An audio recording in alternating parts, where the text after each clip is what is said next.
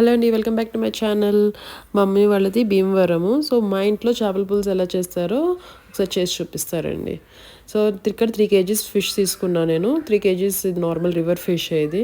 So clean చేసి పక్కన పెట్టేసుకున్నా. So దీనికి 7 మీడియం సైజ్ ఆనియన్స్ అండ్ అల్లం వెల్లుల్లి లవంగం దాల్చిన అండ్ ఇది కారం తగ్గట్టు వేసుకోవచ్చు. ఇవి పచ్చిమిర్చి ధనియాలు జీలకర్ర. కేజీకి నేను 2 లవంగము అండ్ 2 పచ్చిమిర్చి తీసుకున్నా. సో మీకు స్పైస్ ఎక్కువ తింటే కొంచెం ఎక్కువ వేసుకోండి. సో ఇప్పుడు ఇవన్నీ తీసుకున్నాం కదా, సో ఇవన్నీ కలిపి పేస్ట్ చేసేయాలి ఫస్ట్.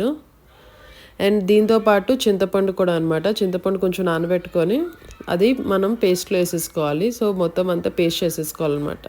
చూడండి, నేను తీసుకున్న చింతపండు ఇది 3 kgsకి. పులుపు ఎక్కువ తినే వాళ్ళైతే ఇలా వేసుకుంటే బాగుంటుంది, తక్కువ తినే వాళ్ళు కొంచెం తగ్గించుకోవచ్చు. సో ఇది ముందుగా నానబెట్టేసుకుంటే మీకు కొంచెం మెత్తగా అయిపోతుంది.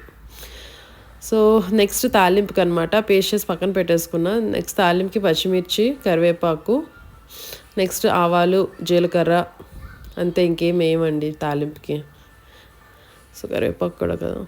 ఫస్ట్ ఆయిల్ వేసేసుకొని బానెట్ పెట్టుకొని తాలింపు అయితే వేస్తాను మొత్తం మీకు చట్నీ అని.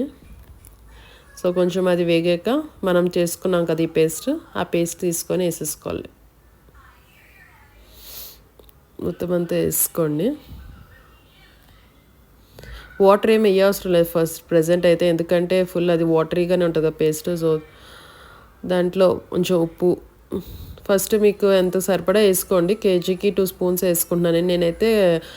రాక్ సాల్టే వాడతాను నేను. టేబుల్ సాల్ట్ కూడా మీరు కావాలంటే వాడుకోవచ్చు, బట్ నేనైతే రాక్ సాల్ట్ నాకు అలవాటు కాబట్టి సో కేజీకి 2 స్పూన్స్ అని వేసుకున్నాను నేను లెక్క అయితే. సో అది మీ ఇష్టం, మీరు ఉప్పు చూసుకొని మీరు వేసుకోండి. సో ఉప్పు ఇలా వేసేసుకున్న తర్వాత కొంచెం పసుపు కూడా వేసేసుకుంటాను నేను. వేసేసి మొత్తం కలిపేసి మూత పెట్టేసుకున్నాం కదా.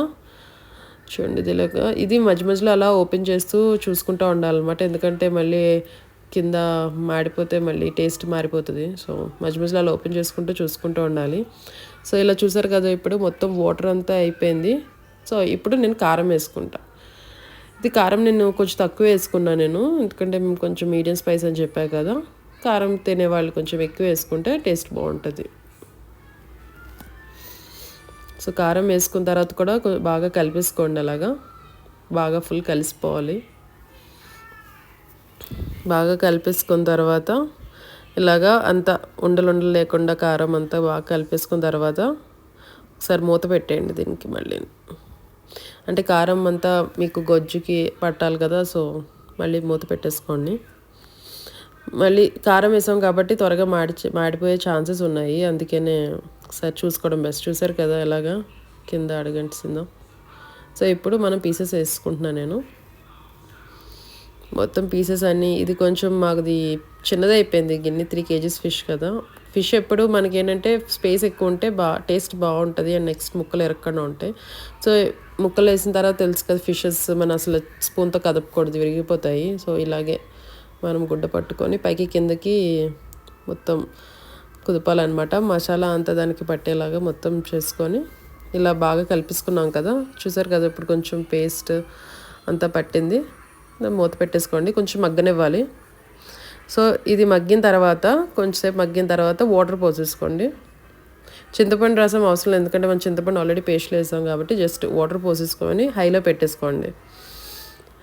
బాగా మరగాలి, వాటర్ బాగా మరిగినప్పుడు అప్పుడు మనం సిమ్లో పెట్టుకోవాలి. చూసారు కదా వాటర్ మరుగుతుంది. సో ఇప్పుడు మనం సిమ్లో పెట్టుకొని లేకపోతే మీడియంలోనే పెట్టుకోవాలి. మనం మీడియంలో పెట్టుకొని మూత పెట్టేసుకోవడమే. ఇప్పుడు ఏంటంటే మనం తర్వాత మధ్య మధ్యలో కొంచెం చూసుకుంటూ ఉండాలన్నమాట. పులుసు కన్సిస్టెన్సీ చూసుకొని మనకి ఎక్కువ చిక్కగా వద్దు అనుకుంటే కొంచెం పలుచగా కావాలంటే దింపేసుకోవచ్చు. సో నేనైతే కొత్తిమీర వేసేసాను ఇందాకే, ఆ స్మెల్ కొంచెం దిగుతుంది కదా అని పులుసులో కొత్తిమీర కూడా వేసేసాను నేను. సో చూసారు కదా, నాకైతే మంచి స్మెల్ వస్తుందండి అక్కడ.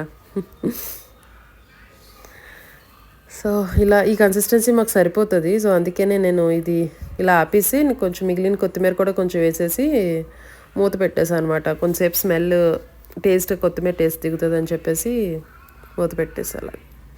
అంతేనండి, చేపల పులుసు రెడీ. మీరు కూడా ఒకసారి ట్రై చేయండి ఈ మెథడ్లో. మీకు ఎలా ఉందో నాకు చెప్పండి టేస్ట్ ట్రై చేసి. మా వాళ్ళకైతే బాగా నచ్చింది, మేమైతే బాగా తినేసాం సండే. మీరు కూడా ట్రై చేసి ఎలా ఉందో కమెంట్ చేయండి తప్పకుండా. Happy Sunday and thank you for watching. Please subscribe.